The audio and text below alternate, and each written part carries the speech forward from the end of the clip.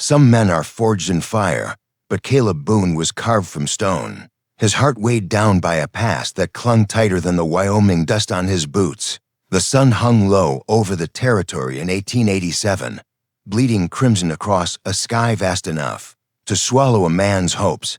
Caleb, a giant at 6'5", rode his mare, Dusty, through a sea of sagebrush and cracked earth, his shadow stretching long like a ghost he couldn't outrun. His leather duster flapped in the dry wind, worn thin from years of drifting. Gray eyes, sharp as a blade, scanned the horizon, seeing nothing but the same lonesome plains he'd wandered since the war. A harmonica dangled from his neck, its tarnished metal silent since the night a raid stole his wife, Clara, and their boy, Tommy. 7 years back, the West didn't care for broken men, but Caleb had learned to wear his scars like armor, keeping the world at arm's length. Dusty snorted, her hooves kicking up clouds that stung Caleb's throat. He adjusted his weathered hat, the brim low, to shield him from the fading light. At 38, he was a man out of time, a former Union soldier who'd traded battlefields for empty trails, chasing silence instead of salvation. The air was heavy, thick with the threat of a cold night. He was headed nowhere, just riding, when something caught his eye, a shape in a dry riverbed, half buried by tumbleweeds, like a forgotten offering to the desert. He pulled Dusty to a halt, squinting through the haze. It was a woman, crumpled against the parched earth, her dark hair spilling out like a river of ink. A tattered shawl, woven with intricate Comanche patterns of red and black, draped over her frail body. Her chest rose and fell, each breath a fragile thread holding her to life. Fever had hollowed her cheeks, and her lips were cracked like the ground beneath her. Caleb's hand rested on the revolver at his hip, his soldier's instinct prickling. He'd seen death too many times, and this woman was dancing on its edge. His mind roared to ride on strangers were trouble, and trouble was a debt paid in blood. But as he stared, her fingers twitched, clutching a single turquoise bead on her necklace. The sight hit him like a bullet. Clara used to clutch Tommy's blanket the same way, her final act before the fire took them. Caleb dismounted, his heavy boots crunching against the riverbed's brittle crust. Up close, the woman's face was striking, even in its weakness, high cheekbones, a proud jaw, and a braid woven with red thread that marked her as Comanche. Her eyes were closed, lashes fluttering like she was caught in a fevered dream. Kneeling, Caleb's shadow swallowed her small frame. "Hold on, ma'am," he muttered, his voice rough as the gravel underfoot.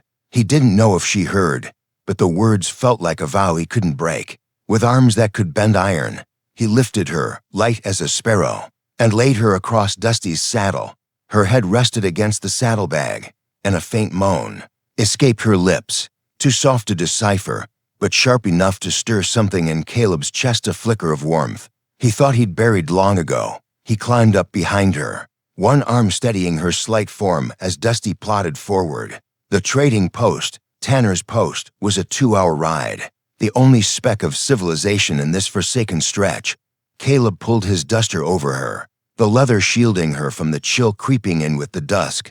Her braid brushed his hand, the red thread catching the last of the sunlight. He didn't know her name or why she was out here, dying alone in a riverbed.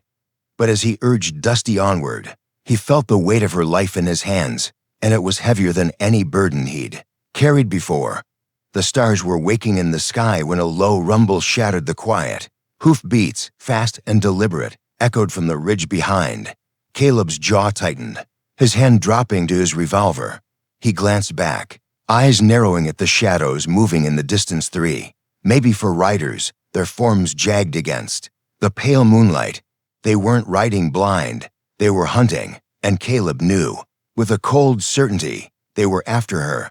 His pulse quickened, the old soldier in him stirring. Though he'd sworn off fights years ago, the West had a way of dragging a man back into the fray, no matter how far he ran. The woman stirred, her hand grazing his arm, warm despite her fever. Her eyes cracked open, dark and piercing, like they could see through to his soul. "Justice," she whispered, her voice cutting through the night like a blade. Caleb's breath caught. That word justice felt like a spark in a dry field, ready to ignite everything he'd tried to leave behind. as Dusty carried them toward Tanner's post. With those hoof beats closing in, Caleb realized saving this stranger wasn't just a choice, it was a path he couldn't turn back from. And whatever fire she carried, it was about to burn them both. Dawn broke over the Wyoming plains, painting the sky in streaks of gold and ash, but the air still carried the bite of the night before. Caleb Boone urged Dusty onward, the mare's hooves pounding a steady rhythm against the hard earth. Aiyana, the Comanche woman he'd found half dead in the riverbed, lay slumped against him in the saddle, her fevered breaths shallow but stubborn.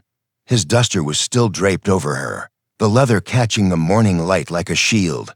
Caleb's gray eyes flicked to the horizon, then back to the ridge where those hoof beats had echoed last night.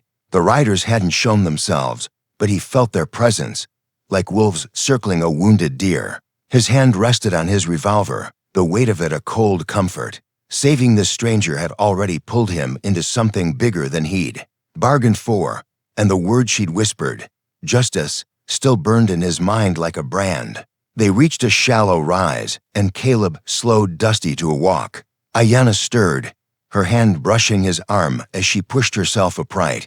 Her dark eyes, sharp despite the fever, met his for a moment before she looked away. Clutching the turquoise bead on her necklace, "You don't owe me this," she said, her voice low, cracked like the dessert floor. Caleb grunted, adjusting his hat. "Ain't about owing, ma'am, it's about what's right." She didn't answer, but the faintest curve of her lips told him she'd heard. He didn't press her for more, her silence was a wall, and he knew walls. He'd built plenty of his own since losing Clara and Tommy. By mid-morning, they reached Tanner's post, a cluster of weathered buildings, squatting in the dust like forgotten bones. The trading post was a lifeline for drifters, ranchers, and the occasional outlaw passing through this stretch of Wyoming. A crooked sign swung above, the saloon, creaking in the wind. Caleb dismounted, lifting Aiyana down with care, his hands steady but gentle on her frail frame. She leaned into him for a moment, her warmth seeping through his shirt, and he froze, caught off guard by the ache it stirred. He cleared his throat, stepping back. "Stay close," he muttered, leading her toward the main building. Inside, the air was thick with tobacco smoke and the clink of tin cups. Amos, the grizzled ex-rancher who ran the post, squinted at them from behind a counter stacked with pelts and whiskey bottles. "Caleb Boone," he said, his voice like a rusted hinge. "Didn't expect you back so soon. And who's this?" His eyes lingered on Aiyana, suspicious but curious. The room quieted. A dozen pairs of eyes, traders, cowhands, a few rough-looking types turning their way. Whispers rippled through the crowd, some pitying, others sharp with distrust. Caleb felt the weight of those stares, the old tensions between settlers and native folk crackling like dry kindling. "Found her in a riverbed," he said, his tone flat. "Needs water and a place to rest." Amos nodded, but his gaze flicked to Aiyana's Comanche braid, then back to Caleb. "Trouble follows some folks, Boone. You sure you want it knocking at your door?" Before Caleb could answer, Aiyana spoke, her voice steady despite her weakness.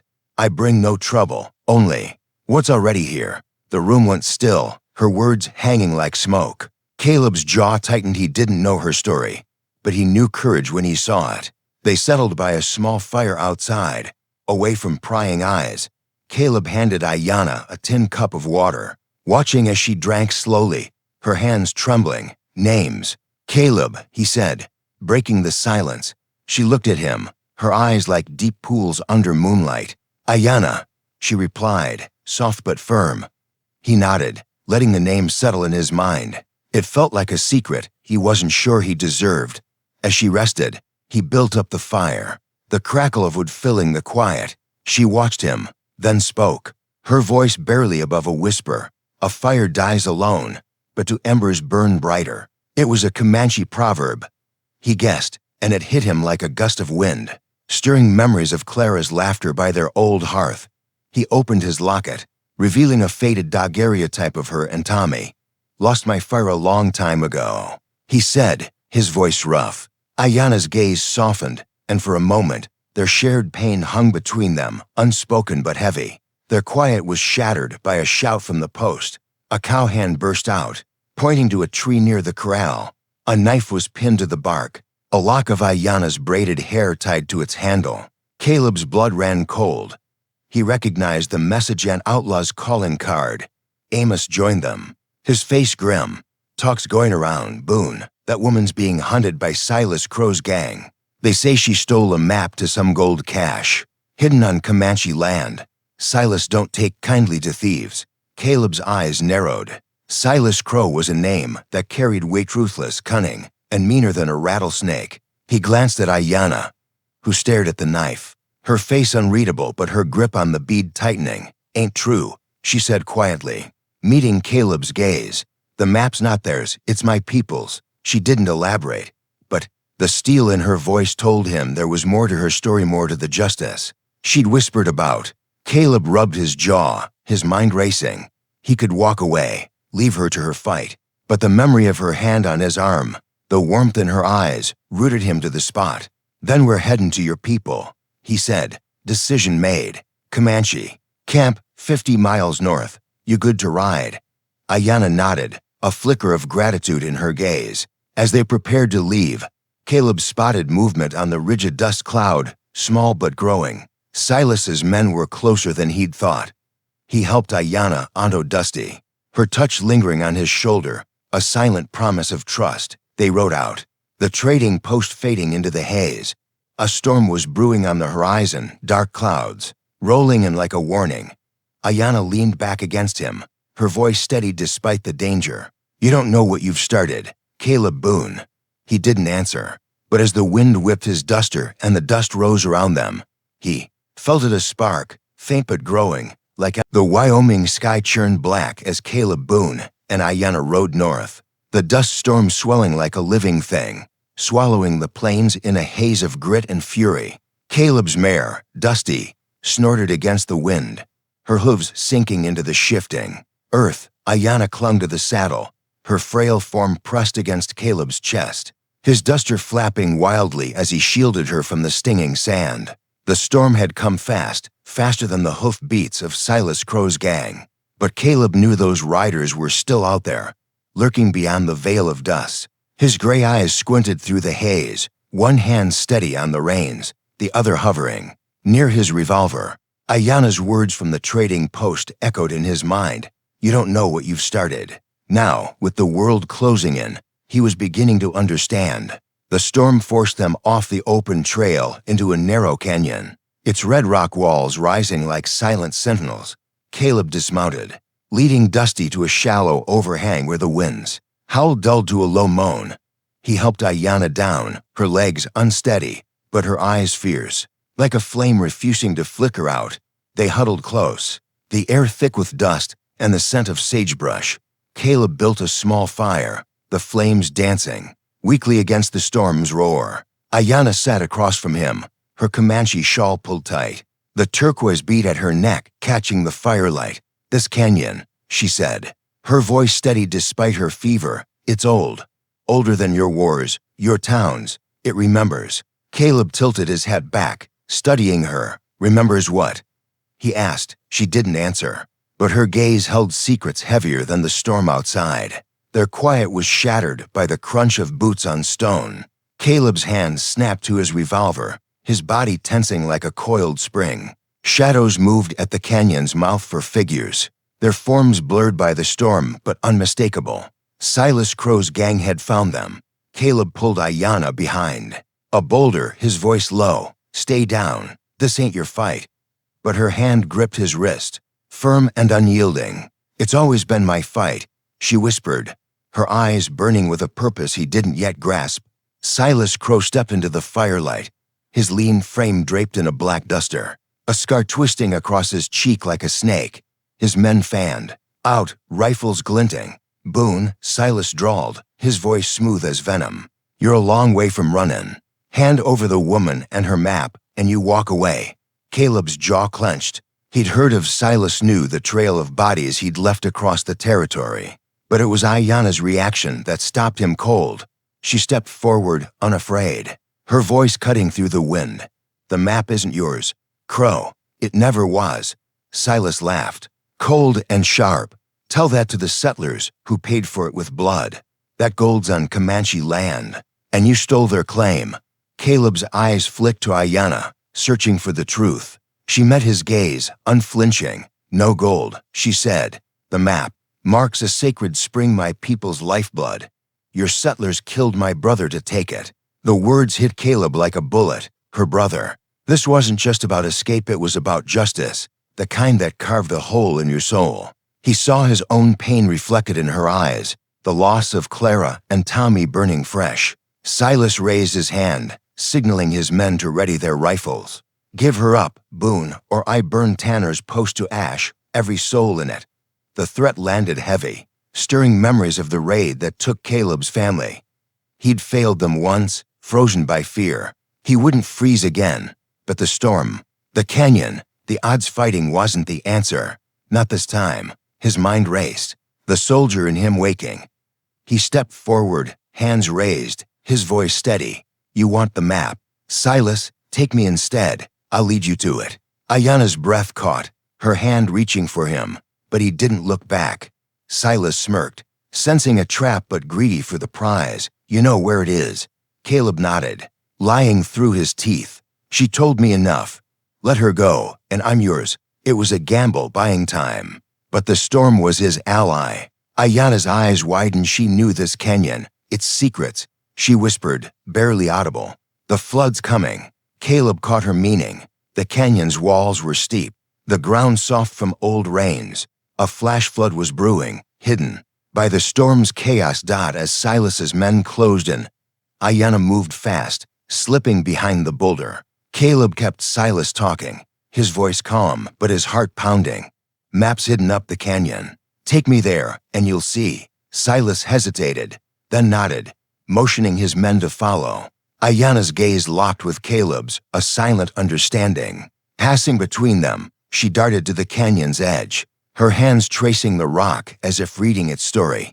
Caleb led Silas's gang deeper, his boots slipping on the loose earth. The air grew heavy, the storm's roar shifting to a low rumble, not wind, but water. The flood hit like a hammer, a wall of muddy water roaring through the canyon. Caleb dove for cover, grabbing Silas's arm and yanking him back. Aiyana's warning had saved him, but Silas's men weren't so lucky. Their screams were swallowed by the torrent. When the water receded, two were gone, swept away. Silas, soaked and raging, drew his pistol, but Caleb was faster, tackling him into the mud. They wrestled, fists flying, until Caleb pinned him, his revolver pressed to Silas's chest. "Stay down," he growled. Silas spat, his eyes wild. "This ain't over, Boone." Aiyana emerged, her shawl torn, a gash on her arm from a falling rock. Caleb rushed to her, his hands steadying her as she swayed. "You knew," he said, half in awe. She nodded, her voice soft. "The canyon remembers." But the fight had taken its toll. Her fever was back, her strength fading. Caleb lifted her, ignoring the pain in his own shoulder where a rock had struck him. Silas was tied to a tree. His men scattered, but Caleb knew he'd come again. The map, the spring, Aiyana's brother, it was all tied together. And the truth was bigger than he'd imagined. As they stumbled out of the canyon, the storm began to clear, revealing a sky bruised purple. Aiyana leaned against him, her hand clutching his sleeve. "You didn't give me up," she said, her voice a mix of wonder and pain. Caleb's throat tightened. "Couldn't," he admitted. The words raw, her touch, her trust. It was a warmth he hadn't felt in years, and it scared him as much as it saved him. They mounted Dusty, the mare limping but loyal, and rode toward the Comanche camp, 50 miles north. But the horizon wasn't empty. Hoofbeats echoed again, faint but growing. Silas wasn't done, and the fire Aiyana had lit in Caleb was only beginning to burn. The Wyoming dawn broke cold and clear, the storm's fury now just a memory etched in the muddy streaks on Caleb Boone's boots. He rode with Aiyana toward the Comanche camp, 50 miles north, the mare Dusty limping, but steadfast beneath them. Aiyana's fever had returned, her body trembling against Caleb's chest, but her grip on his sleeve was firm, a quiet defiance that matched the fire in her dark eyes. His shoulder ached where a rock had struck him in the canyon's flood, but the pain was nothing compared to the weight of her trust. Silas Crow was still out there, tied to a tree in the canyon, but not beaten.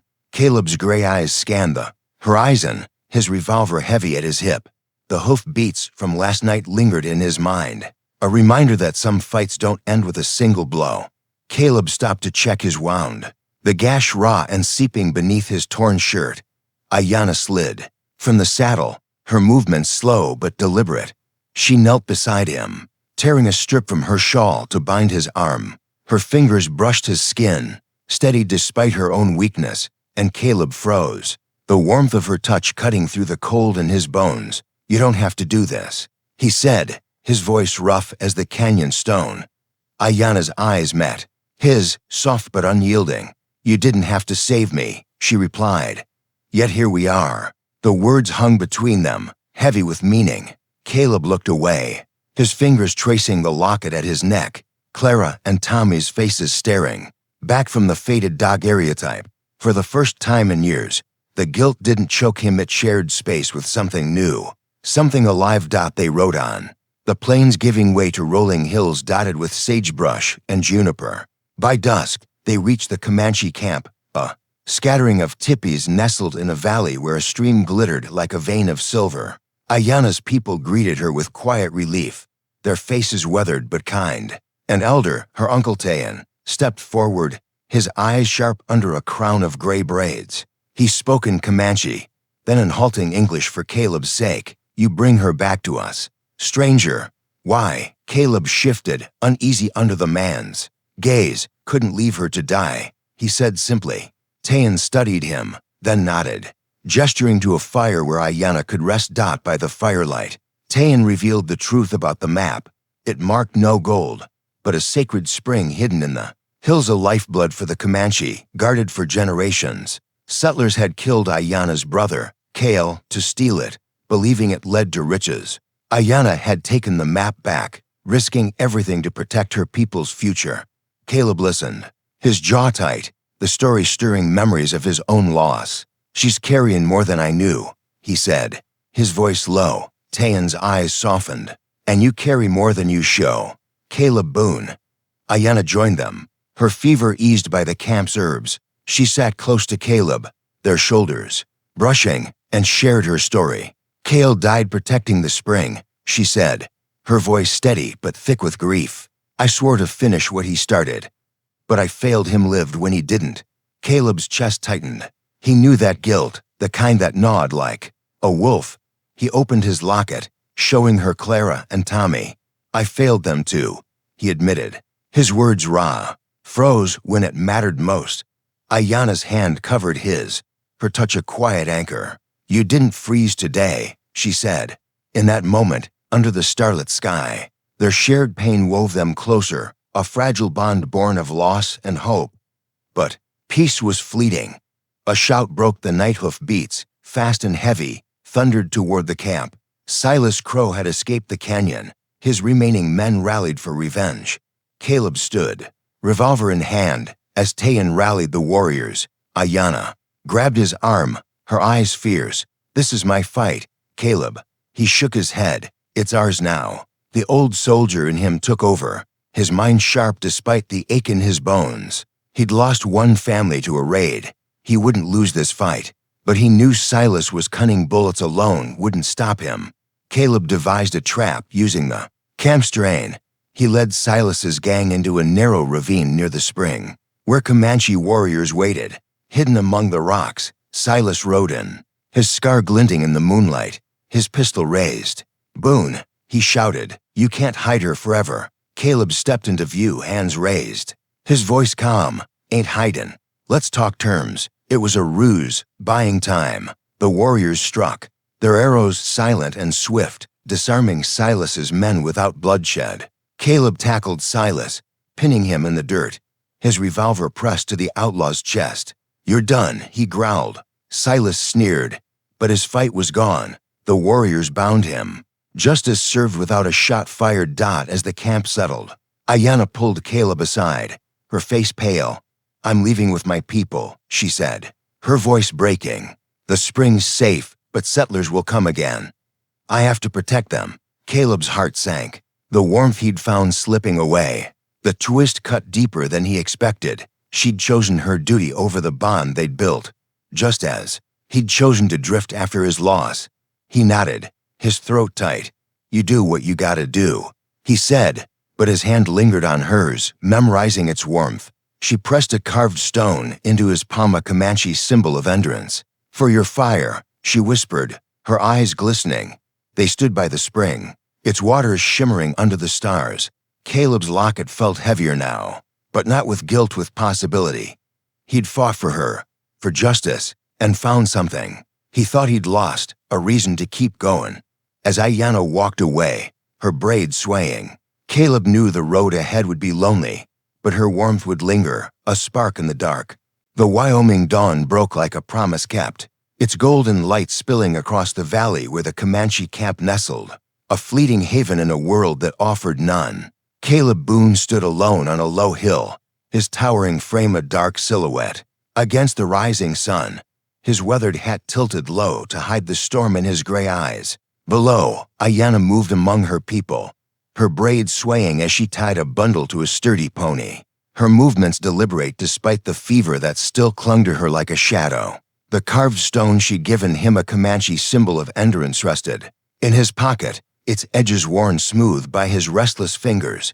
His locket, holding the faded faces of Clara and Tommy, pressed against his chest, a weight he'd carried for 7 years. But now it felt different, not lighter, but shared, as if Aiyana's warmth had slipped into the cracks of his broken heart, mending it just enough to ache. The camp stirred with quiet purpose. Children darted between tippies, their laughter sharp against the morning chill, while warriors checked their mounts, their faces etched with the resolve of a people who'd fought too long for too little. Aiyana stood apart, her tattered shawl catching the breeze, the turquoise bead at her neck glinting like a lone star. Caleb's boots crunched on the frost-kissed grass as he descended the hill, each step heavier than the last. He stopped a few paces from her, the distance feeling vast despite the narrow space. "You'll be safe now," he said, his voice rough as the gravel trails he'd wandered since losing his family. Aiyana turned, her dark eyes meeting his, fierce and soft all at once. "Safe ain't enough, Caleb Boone," she replied, her words carrying the weight of her brother's death, of the sacred spring she'd fought to protect. "My people need a future, not just a moment." Her voice trembled, not with weakness, but with the fire of someone who'd carried too much for too long. Caleb nodded, his throat tight. He knew that kind of burden, the kind that made you keep moving, even when your soul begged to stop. He wanted to say something, to tell her she'd given him a reason to feel again, but the words stuck, caught, like dust in a dry wind. Instead, he stepped closer, his shadow falling over her. She reached out, her hand brushing his, her fingers warm despite the cold. The touch was fleeting, but it burned through him, a spark that threatened to unravel the walls he'd built. "You gave me back my fight," she said, her voice low, thick with gratitude and something deeper, something neither of them dared name. Caleb's chest ached. "And you gave me something I thought was gone," he admitted, his words raw, barely above a whisper. Her eyes glistened, and for a moment, the world shrank to just then the wind's sigh, the rustle of sagebrush, the pulse of their shared silence, as the Comanche prepared to ride out, their horses kicking up clouds of earth. Aiyana lingered. She pressed her hand to Caleb's chest, right over his locket, as if sealing her place beside Clara and Tommy. "Keep the stone," she said, her voice breaking. "It's for your fire." Then she turned, mounting her pony, her braids swaying like a pendulum marking the end. Caleb raised a hand, a silent vow to carry her light, and she nodded, her gaze holding his until she turned away, disappearing into the line of riders fading into the dawn. The valley fell quiet, save for the echo of hoof beats and the ache in Caleb's heart. The West didn't deal in happy endings, but it had given him meaning, and that was a weight he could bear. Months later, Caleb sat by a fire at Tanner's Post, no longer a drifter, but a man rooted to the land he'd sworn to protect. He'd stayed to help Amos rebuild, to guard the post against the greed of men like Silas Crow. The carved stone never left his pocket, a reminder of Aiyana's courage. One evening, a trader approached, his face weathered as the plains, and handed Caleb a letter sealed with a Comanche symbol. His hands trembled as he broke the wax. Aiyana's words spilling across the page like a river. The spring is safe, our land is ours again. Because of you. You gave me justice, and I gave you light. The truth hit like a quiet thunderclap. Silas's capture had unraveled a web of corrupt settlers, their false claims to Comanche land struck down by territorial law. Aiyana's fight had won, and Caleb, without knowing, had been its cornerstone. He tucked the letter into his locket, beside Clara and Tommy, the stone still warm in his pocket. The fire crackled, its glow a mirror of Aiyana's touch, her strength, her sacrifice. Caleb looked to the stars, his face softer now, a faint smile breaking through the scars. The West was a hard place, unforgiving as the wind, but it had taught him this: some fires don't need to burn forever, just long enough to light the way forward.